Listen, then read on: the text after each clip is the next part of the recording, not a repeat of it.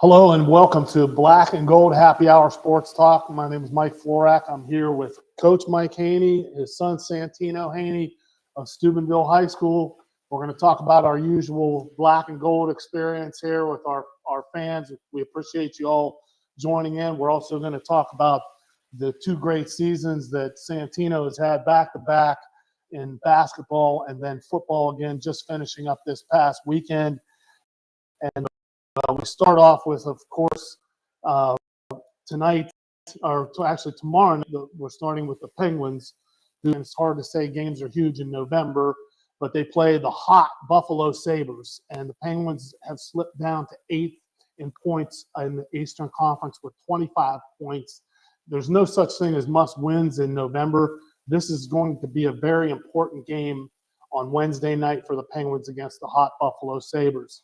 So we'll continue to follow them. Hope to get our good friend Phil Bork back and talk a little bit more about this good start that the Penguins are off to here in the near future. Also, news with the Pirates. Quickly, the Pirates in the news this past week was that they tendered one-year deals, which were signed by Jack Sawinski and Johan Ramirez, avoiding arbitration for both of those players. A lot of people think, well, Sawinski is this and that, and he's had two up and down years, but remember in 2023 he did hit 26 home runs. So it's worth taking a shot on a lefty for a little bit, give him a little bit more of a chance to see if he can put it back together and possibly have a season like he had a couple years ago. The Steelers, we do have to talk about them, unfortunately. Which team is going to show up against the Bills on Sunday? Another bad loss on Sunday to the Bears. A very winnable game. The Bears are an up-and-coming team, yet unproven. And another loss that seemed like it could have been taken. And I'm going to introduce my old buddy, Mike Haney, who was my high school quarterback, one of my really good buddies growing up. But he also had a heck of a career for himself. For those of you who don't know, played college football for 4 years, was an outstanding quarterback at Gavilan Community College in California, and then Whittier. And then he moved on and spent a long time coaching high school football, was a terrific offensive coordinator / quarterback coach here for Big Red, has moved on, and the last several years has been Big Red's basketball coach.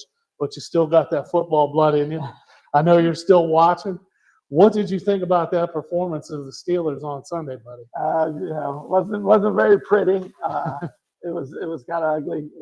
Just I thought, with Mason Rudolph in there, just throwing the ball, I thought maybe they would go downfield a little bit more, take a little bit deeper passes. And like I said, the one time they completed 2 passes, it was still 3rd and 5. So they had 2 completions for a total of 5 yards. Yeah, it's tough to watch, and I'm a Mason Rudolph fan. I don't know if they can win a Super Bowl with him. I think he can do all right. A couple years ago, they got in trouble, turned the season over to him 3 games ago, save our season, get us in the playoffs. He did that, but I think he's totally stymied with this offense the way it is. The Steelers are last. They are dead last in the NFL in completions attempted over 20 yards. That's a bad thing. You say last something, that's bad. And until they turn that around and start to try to take some chances. Now, are you seeing what I'm seeing? You got much better offensive mind than I do when it comes to especially a passing game. They're not taking any shots in the middle of the field. Nothing. Am I right or nothing? I mean, the only time they throw it in the middle is like on a quick slant, but nothing. No digs, like 10, 15 yards downfield, no deep posts, nothing. Don't even see a guy running a dig route. I mean, you see a guy running a dig route and having thrown to every series in the NFL. I know. And when you have 4 tight ends, and you have Arthur Smith, whose offenses are largely predicated on use of the tight ends, wouldn't you use the middle of the field more? Yes. I just don't understand it. Yeah, especially with play action pass, the way they like to run the ball.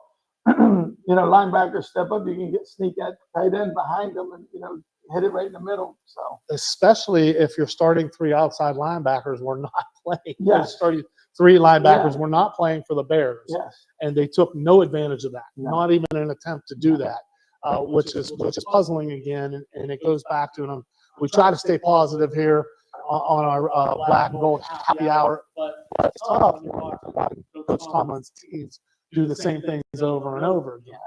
Let me ask you this, from an offensive coordinator standpoint. If you're an opposing offensive coordinator, how are you attacking the Steelers defense, and what do you think Where do you think they're not strong at, especially? I mean, I would attack Joey Porter a lot just because he likes to be handsy and he gets a lot of penalties and stuff like that. You know, gets nosy. You know, I think Jalen Ramsey playing safety is helping him out a little bit. He's doing a good job, you know, covering the middle and stuff. You know, I think, you know, a lot of the team before would always say, you know, when you hear other coaches or players talk about the Steelers, like if you line up trips, they always do the same thing. So it's tough when it's easier for an offense coordinator to game plan something if you're always doing the exact same thing. Yeah. So I think it makes it tough on the defense. Kind of like they put Watt always on one side. You know, other guys bounce guys around, move them up inside, outside. Micah Parsons is anywhere on the field. You know, it makes it tough. So you must have been watching this show and every other show. Talking about PJ Watt staying in the same place. And I think the frustration with him is growing. It's boiling over. You can see some of these guys biting their tongues afterward. I think it was Patrick Queen almost stopped short of saying something about their lack of game planning after the game.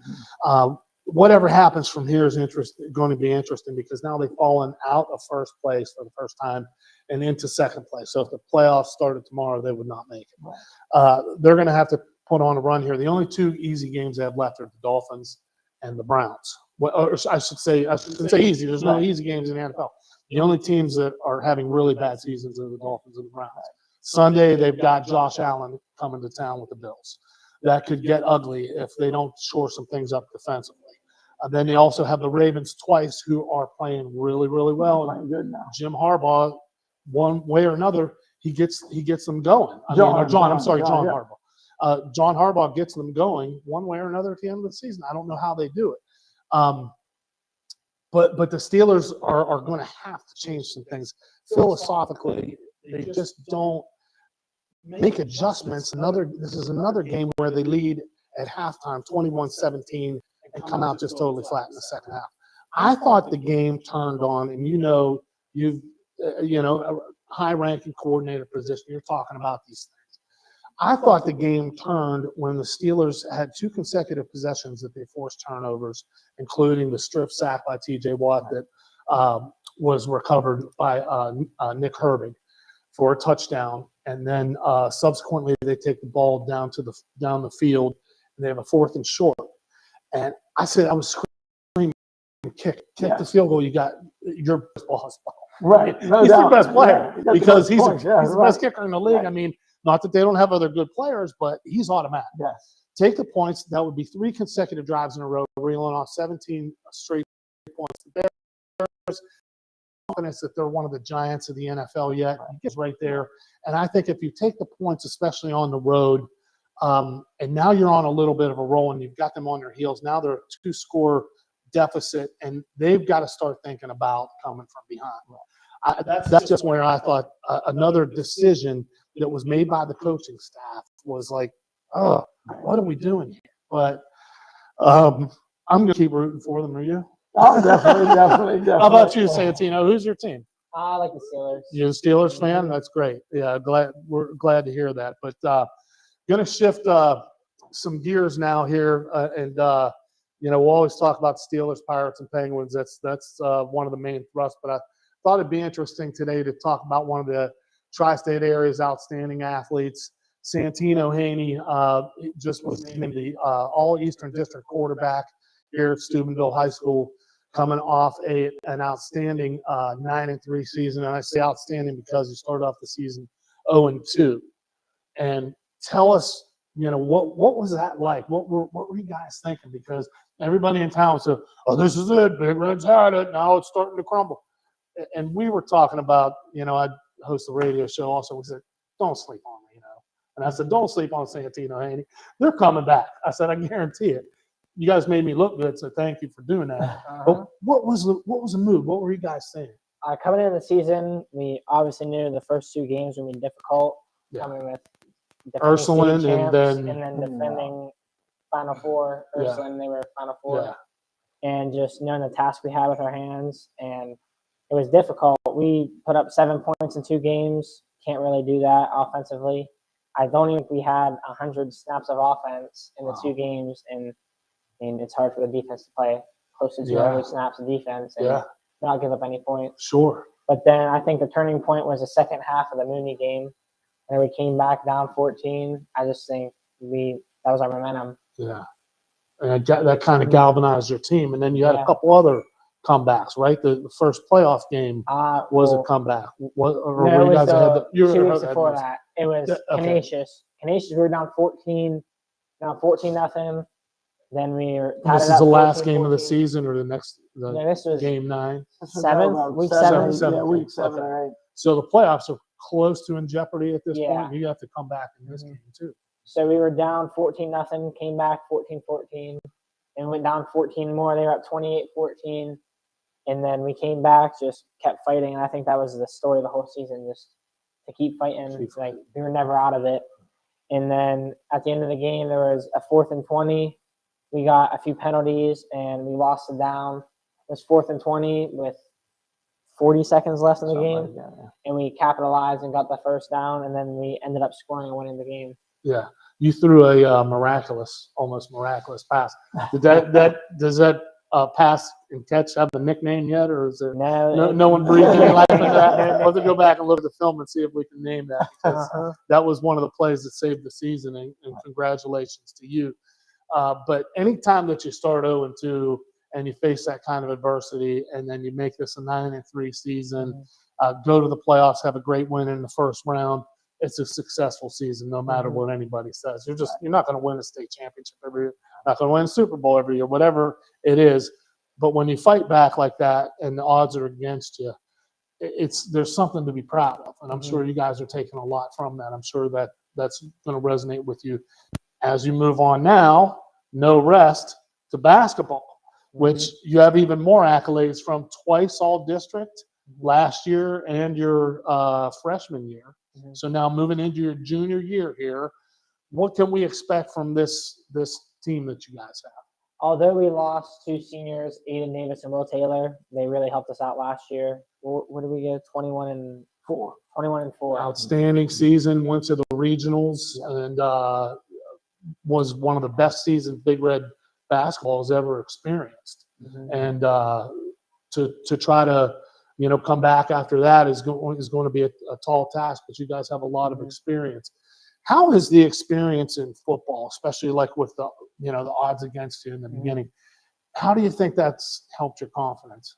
I think it's just helped, actually, like the whole football team. I think everybody's confidence, like we all started off down like 0-2. Everybody was thinking we weren't going to win, and then we went down 14 nothing the third game. So people were like, it's over. The season can be done right now. The first Big Red football team to go 0-3, and we turned it around and we came back and had a good season. Ended up 9-3, and then I just feel like for basketball, it gives us all the confidence in the world, knowing that if we lose a few games, it's not the end of the world. We know we all played football, and we all know how it feels to come back. So all of your guys they were all football. How many guys on the roster are football players on the basketball roster? Probably about 18, everybody except for we got JoJo Ray, who played soccer. Landon was our punter, backup punter. Lawrence Luke. Who else? And Jermaine Moore. He didn't play any fall sports, but the other ones all played fall sports too. Wow. They played soccer, golf. Noka Kaika played golf. So we had everybody played except for 2 guys. Nothing in the fall. So as the coach, as the head basketball coach, how do you work out? How do you plan around that? You get used to it, here at Big Red, because I've coached football for years and everything. But so you just get used to being in the playoffs. I started my season. We're actually allowed to start tomorrow. The first game you're allowed to have, but I didn't start mine for like a week and a half till December 5th. Oh, okay. So you push. I always push it back a little bit. Yeah. Smart. We had a scrimmage on Saturday. We had a lot of no football players were there. Scrimmage that. Supposed to have one tomorrow. Canceled that. Now that football's over, we got like 8 practices before we open the season. So gave him today off. He did have rest today. He got today off. Good for you. Yeah, you look like you're fresh, ready to go. I'm going to brag on Mike here, Coach Mike, for a minute. He and I are the same age, even though I look, Dan, we're going to find my good side one way or another. It might be the back of my head, but okay, radio. My face made for radio. That's a good line, Dan. But Mike and I were the same age. We went all through high school together, football and basketball together.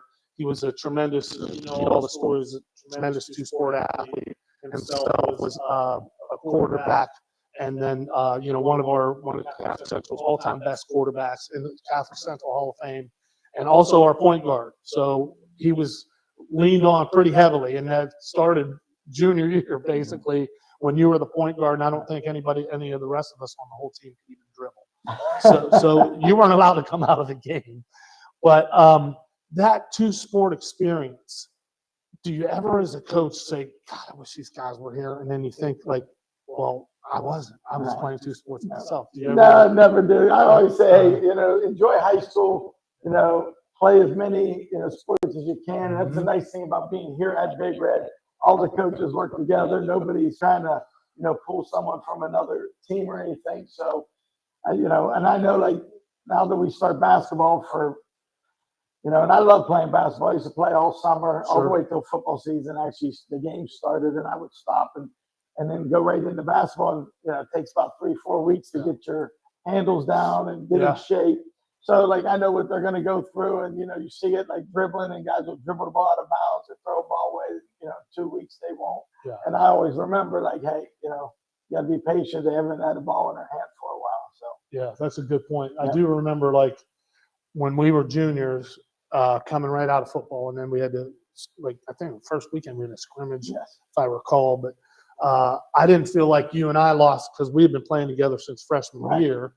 And then, of course, playing in the summer, just playing pickup ball at Murphy's Park. And, I really went there because your mom fed us. Basketball is my third sport. But I love basketball too. But that kind of, how do you develop that kind of chemistry in the off season with the guys? What do they do to help develop that? Anymore, there's really no off seasons anymore, so like all summer we played a bunch of basketball in the summer. We have our own Stonewall Summer Slam. We played down in Wheeling, playing a Toronto league.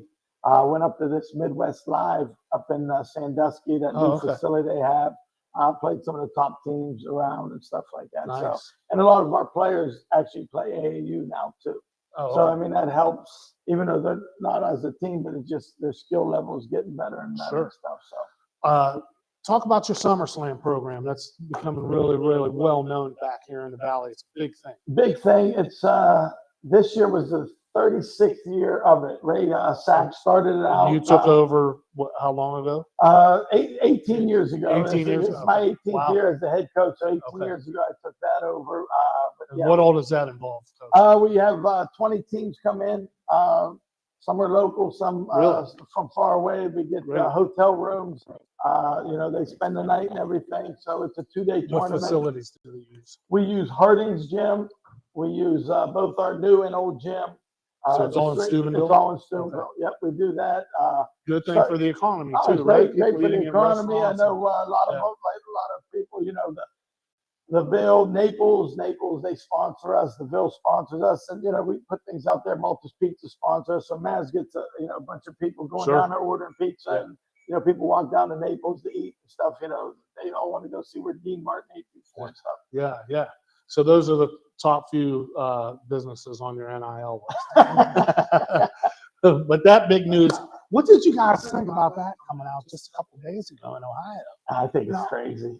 I just think it's just crazy. I don't like the college thing. I think all the athletes should get paid, something, but I think it should be like the same at Kent State as it is in Alabama. I don't think anybody should have an upper hand. They're making enough money, all the colleges and NCAA, that they could just give them something to live off of. You know what I mean? I don't think they need to be making millions of dollars. A couple thousand. A couple something thousand, to go eat. I know we had guys go to college or something. If your parents aren't sending you money, you're playing sports, you have no time to work. Right.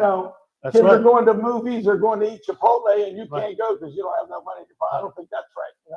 Well, on top of it, whether or not you have studying to do, you still have to be at study tables too. Yes. So you're talking about a 5 at least hour day, 6 hour day, you throw in weight training, whatever. Commitment by student athletes that don't have time, like you said, to work and make money. So it's not fair. if it's a 5-hour day, they're lucky because I think that, you know. Well, I'm not counting the time in class. No, I'm talking about besides the class. They get up in the morning, they got to go eat, you know, work out, and they watch film, and they have practice, and they have, you know. Yeah, there's film study too. You know, it's constant. It's a job, you know what I mean? So it's not like you just, you know, years ago, you know, back when we were in high school, you'd play and practice, watch a little bit of film, and that was it. But nowadays, you know, it's 365 too. And talk about like the difference. I think like I'm noticing like with my son, and he's 10. He's playing every sport: flag football, football, basketball, travel baseball, baseball. You know, he's doing the whole thing. But it seems like if you could go back, I don't think they're spending any more time than you and I did.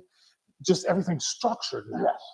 Is it pretty accurate? That's true because I mean, you know, even living on Pleasant Heights, right? Like, you know, there was 20 of there us was on 20 Pleasant guys. Heights, So I mean, every day we would go, we'd play football, we'd play tackle football, and it was basketball season, and we would go to shovel snow off of Murphy's, you know, the court and play. When we played baseball, you know what I mean? And it was just constant. You just played all the time, but you know, you ride your bike to someone's house or something like that. Yeah, now you go by parks, you never see 10 guys out there in a pickup game. No pickup games, but it's structured. So they are doing everything. Yes. And I think that's just a reflection of society. It's more hands-on, but there's also, you know, the safety factors. You just can't leave your kids anywhere. Right. I would never let my 10-year-old son go down the street and play without my wife or me supervising or being there unless the other parents were there. You know, like we would, you know, we'd run around. I mean, when you were 14, you guys started getting rides over to the West End when we all went to school, or all at Chopper's house, whatever. No one knows. Nobody knew where it was. Nobody knew. You got home at nighttime. So things are a lot different. But so Santino, you started. You know, you're watching your dad coach. You become aware of, you know, how good of an athlete he was, what a passion this is for him. Take us back to how you first started getting interested and involved in sports. I would say ever since I was 4 years old. I remember. Right out of diapers, became my ball boy. Basketball, football, those sports. I was there at every game, home and away, on the bus rides. I would just say seeing all the guys and like wishing to be like them and like want to play. Like I would always be like, I want to play right now. And just like now that I'm in high school, I realize like it really does go by fast. Like it feels like yesterday I was a freshman in high school, but junior year, through, now all of a sudden. So your dad coaching you, and I know like he's hard nosed. First thing I think of, like when anyone mentions his name, did you go to Haney? Yep. What do you think? What was Haney? Competitor. This fierce competitor. That's the first thing I always think of. How did he pass along to you? How did you guys balance? And you can answer this maybe first, Coach.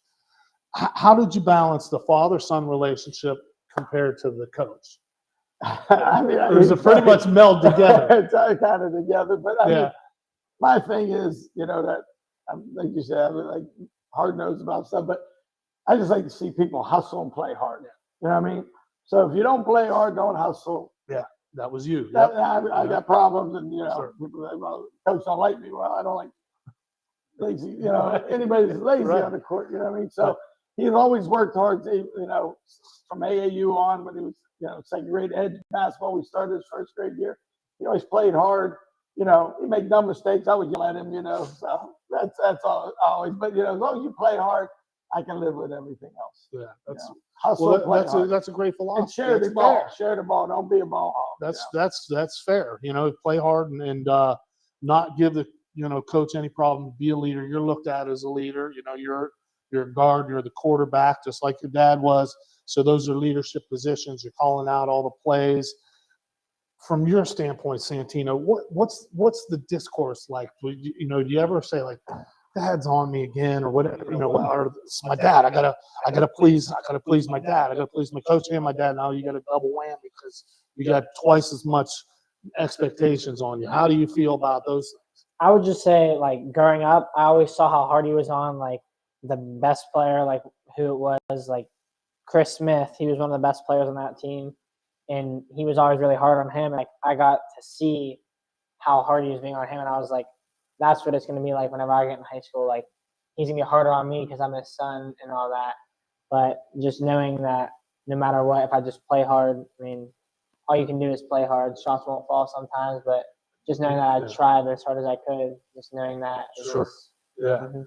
Now, so then you decide you're gonna become a quarterback, and you're talking to Dad about, what do I have to do to make myself better?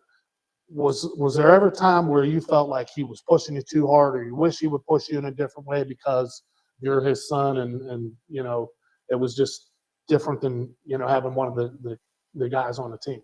No, not really. I've always just been really thankful that he has as much knowledge that he does about football and basketball. Got a coach in the house.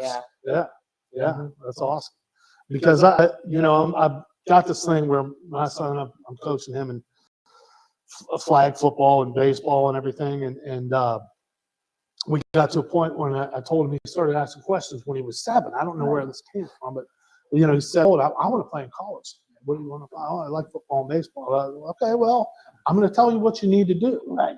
I understand it fairly well, but I'm going to be hard on you at certain times, and I don't know any other way to do this. Right. You're going to do the things I tell you, and I'm not going to waste any time arguing with you. Right. Okay? So we got to a point a couple times where he started to work on getting off the tee and doing those kind of things. And I'm saying, okay, well, you got to do this. And one day we're out in the driveway, and I said, well, you got to do, I don't remember what it was, do this with my hands. And he said, I don't think I want to do that. I don't want to do that. I said, okay, I'm done. I'm going upstairs. I'm not going to coach. I'm done. I want you to do what I say. I'm walking, starting to go upstairs. Wait a minute, come back. That happened twice. Since then, it has not happened at all. And he listens to everything. I'm very blessed that he listens to everything that I say. And he's been a great kid about it. Did you guys ever have kind of point like that where there was he tested you a little bit? I mean, not really. I mean, we would started COVID, but he always had a basketball in his hand, football, whatever. Yeah. I said, I feel bad, thinking about Christmas. I don't think he ever got a real game, a gift besides a ball. What it was always like a ball. What do you mean? I thought those were. I mean, never got him. If my wife's watching, Legos we've been or doing this anything wrong. I mean, I don't think he knows how to even put a Lego together. So he's like me. So, but good man. Yeah. So COVID came, and he's like, I want to shoot. And he was loved Kobe Bryant. So he wanted. My son loves too. Yeah. So we said, all right. So we would go and we would shoot, every day, and he tracked his makes. We don't track shots because you can shoot 100,000 shots. If you don't make any, we're good. So he made during that COVID time, it was 6 months, whatever it was, and he made 25,000 makes. Wow. Yeah, and this was COVID was what? Sure. 21. 20. So, 20. Yeah. So about 6 5 years ago. Yeah. So he was probably what? 5th or 6th grade. 6th grade. So, but he had it on his, and he wanted to do it. Sometimes we would shoot if he was, didn't make it hard to do it, and I would do the same thing. You're like, I'm not wasting my time or your time. Let's just go home and then we'll do it another day. The same thing. No, we'll do it. And he did it. He worked hard. So, So you never tested them? No, not really. You don't have anything planned in the back of your head? No, you might have it. That's why he's lifting all the time. Well, hey, old man strength goes a long way. Remember that. Yeah, they got to take it sometimes. I don't sleep much. That's right. Yeah. I know how proud your dad is of you, your mom, and everybody, like all of us, his old buddies. We all follow you very closely. We're looking forward to this basketball season next year with football, and then as you go on and playing college someday. Now, Mike, you played in college. I played in college. Santino, you're looking to play in college. I want to finish the program today as we normally do with recruiting advice. So I've got the whole dynamic of situation here. Okay, Mike Haney has gone through this as an athlete himself. He's gone through this as a coach helping your players get into college. You spent some time coaching it. Did you coach at college for a year or two, a couple of years? I coached, so you recruited. I did GA. Yes, I was a GA, and I was the guy right. that used to, when I would go to, I played in Europe, and then I'd come home and GA. So when I was GA, and I was the guy taking everybody, since I went to school there, I would take them on campus and do that. So I did the recruiting. Yeah, social director. Yes. Yeah, you were a great social director. but you've seen this from all sides, okay? Here's one of the things that I've thundered about when I've been asked, since I've been out, and it's been It's been 15 years since I've been a coach at the college level. But I always say play, like you said it earlier, play as many sports as you can. Santina, what do you think some of the benefits are as far as the practices for football and how it helps you be a better basketball player? I would just say like football, like AAU, whenever I go travel, like anywhere, I notice that I'm more physical than most of the other guys. Okay. And I think that's for football. And like he even noticed it, like whenever I was in 8th grade, I was like 5'7", and I'd be like one of the shortest guys on the court. But I'd come down with a rebound over a guy who's like 6'3", just because I'm stronger than him from football, from lifting. And like most of the guys don't even try to lift anymore. Yeah. Like basketball players, they're just basketball only. Wow. And that's all they do. Huh. No other sports. So the physicality and how about the mentality too, a little bit, because you're used to, let's face it. I mean, football is a physical sport. And you get hit in the mouth. Let's hit the other guy in the mouth. He's going to hit me in the mouth. Mm-hmm. You're going to hit in the mouth sometimes by accident in basketball. Mm-hmm. How does that help you say, I'm going to get up? It's no big deal, is it? Yeah, it's not as big. Whereas as other guys might be like, oh my God, yeah. I would say it's not as bad because going through football, I've been hit, especially this year. Like, I've never been hit. He took a couple this year. I've been hit, but I've never. A couple of my fault. I'm sorry. But like I never, like 8th grade, 7th and 8th grade, I got hit a few times, but like it wasn't against a senior. It was against somebody in my grade. Now I'm going against juniors and seniors, and even last year I played, I got hit a few times playing as a sophomore, just going against guys that are older than me, not just the guys that are the same age as me. Sure. And you, as a young player, you're all Eastern District in basketball. Then you come out and repeat it with another great year last year. When you're going to have that target on your back, how does that make you feel, knowing you're kind of a marked man and the other team's game planning for you? I would just say it makes me feel like I would have to work harder, just knowing It's that. a good motivator. And get in shape, because if I run around the whole time and just make the guy who's guarding me tired, it's hard for him to guard me. Yeah, that's a great philosophy there. Coach, when you're talking to other kids that, that I'm sure they ask you for advice, some of them say, I want to play something in college. It may not even be basketball, may not even be football. What are the things you tell them about playing multiple sports? I just think, multiple sports, it just helps you, just the team aspect and the competition. Mm-hmm. That's what, if you look at all the articles in, Notre Dame, Ohio State, you talk about who they recruit, 85% of them guys are multi-sport guys, and they say they like, that. And you get into real life in the business world, in that people want to hire athletes because they show up. They show up when they don't feel good. They show up on time, if not early, because you can't be late. You play sports, you come in late. The one guy in the NFL showed up late for a meeting. He's been out 2 weeks. He's on the practice squad now. You learn. If you're a slow learner, you don't make them money. Right. But as an athlete, you're used to that. You're used to it, and you're used to adversity. Like your football team, I think adversity helps you build character. You know what I mean? They were resilient, and I think I talked to Reno after a game. Hey, the Canisius game. Like, hey, these guys are resilient. They don't give up. He said it'll carry over, to the next sport. It'll carry over when they go to college and later in life. They just keep fighting. Yeah, and you talk about Reno and you and your style and just the way that we were raised, with Coach Manny and Coach Bain and Coach D'Angelo, everybody that Coach Walensky, all those guys that we played for, and of course Post 33, and you're related to the Vaqueros and Andrew Caro and everybody.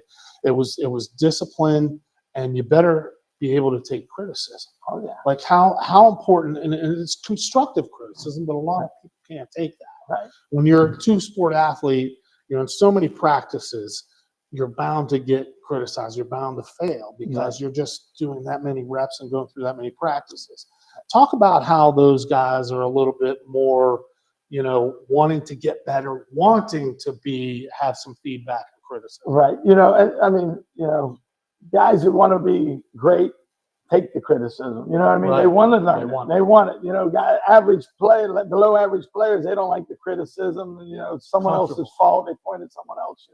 So, you know, we're lucky that a lot of these guys are like multi-sport guys. A lot of the Sure. guys we have want to go play college. So they're used to, you know, getting constructive criticism and stuff, you know, just, you know, like we always say, film don't lie. Watch it on film. Like, hey, I did this. No, you didn't. You know, it's right here on film. You didn't do this. That type of stuff. Yeah, yeah. Oh, that's cool. Yeah. So yeah, as you move forward to this, now you've got a little bit of time off.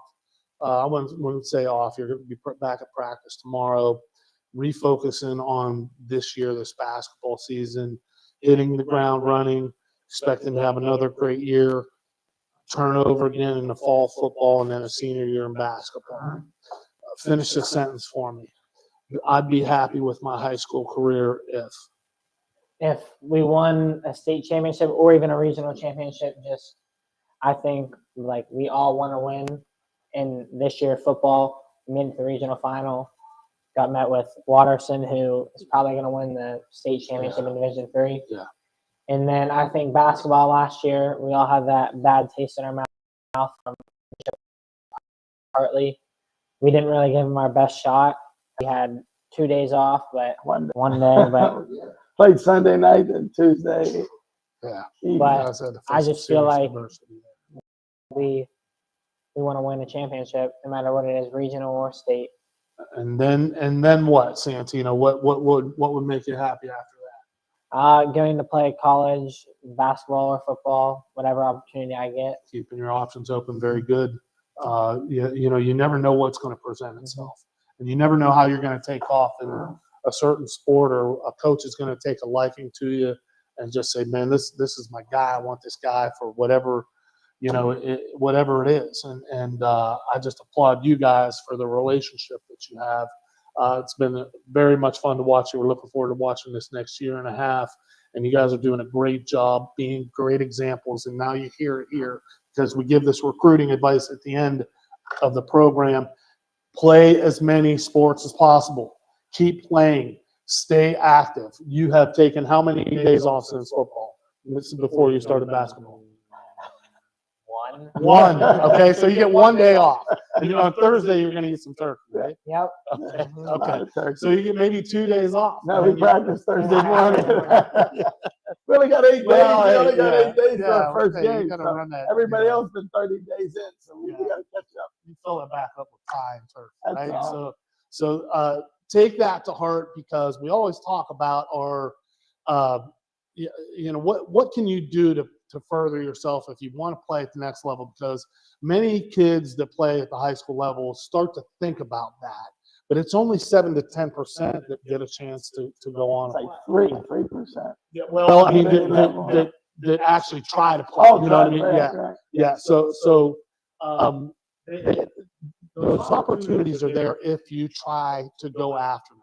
If you let them pass you by and you say, this is something I think is too hard, or something that, you know, I'm gonna be too busy and that kind of stuff, then stop thinking about that. You have to stop thinking about that. Right. You can do this, and you can probably find a place to play if you try hard enough. There's many junior colleges out there and those things. Yeah, that's the thing. I mean, I think, you know, everybody growing up, I mean, when I was St. Anthony's quarterback, I wanted to go to Notre Dame and play.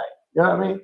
But you got to be realistic at some point and be like, hey, I got an offer to play somewhere. Right. You know, it doesn't matter, D1, D2, D3, NAIA, junior college. Go where they want you. Go where they want you. I always tell him, go where you're wanted. You know what I mean? That's it. They can tell you all kind of stuff, but if they That's don't the want best. you and they don't really give you any time of day, don't go there. But if you go D3, they don't have, you know, scholarships. But all of a sudden you go there, you're getting a grant and aid, you're getting this, getting that. It's not called a scholarship, but you're not paying as much if you just went to school there. And that's what kids got to understand. Yes, and that's a good point, because I spent time coaching Division III. I spent 3 years Yeah, out of my 17 years as a college coach.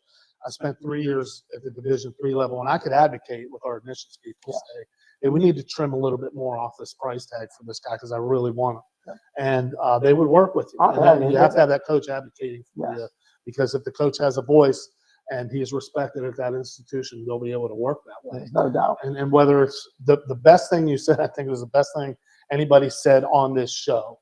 Go where they want you. Go where the love is, right? And that's what you have to do, because bottom line is, You want to, Yeah. and I hate to say this because I taught communication courses at the college level for 19 years. You're going to get a good education at most of those places. Right. Right? Right. I mean, they're all, Yeah. they're accredited, they're all this. Right. Some of the Yeah. networking's better, if you have an MBA from Harvard Business School, you're going to do pretty well. You're Okay. pretty good, right? Yeah. But other than that, I mean, you get a degree, you get a degree. You want these next 4 years of experience or 5 years or whatever it is to go travel, go make new friends, compete more, Yes. see how good that you can get, and take those memories into the rest of your life. Exactly. Yeah. Exactly. And that's what we all hope from you. What else? How are you guys going to spend the holidays? A lot of family. Your mom's cooking up a huge Yeah. feast, I'm Yeah. sure. Cleaning first. than- We got to do all the cleaning. Cleaning for the cooking, and the cooking should be cooking. We got about 40 people coming over. Wow. So we got like 4 turkeys cooking. So all we'll be the eating a lot. Cecinis from Fallins beer All the come out, falls. yeah. Yep. So Fallins, there will be no traffic down by my house. 'Cause all the Exactly. Cecinis So come. I'll be over. That's great to hear. It's always fantastic to spend time with you guys. Really appreciate you being here. Wish you all the luck and success in the world. Keep up the great work. And we'll be back next week on Black and Gold Happy Hour Sports Talk. Looking forward. Pretty soon we're going to have Greg Brown back with us. We'll have Phil Bork, the old 2-9er, with us sooner or later. Stay tuned for some announcements. And you heard it here about the recruiting advice. Go where the love is. Play as many sports as you can. Experience all the things that you can do. And, we would love to keep talking about this. Give us your feedback. Like us, follow us on Facebook. We're Facebook Live right now. Dan, still all right. So we didn't mess up too much. We got to do something to mess up. I need to knock this over and spill this. But like us, please follow us, and most of all, follow God, follow the dreams that He puts in your heart, and you won't go wrong. We'll see you next time here on Black and Gold Happy Hour Sports Talk.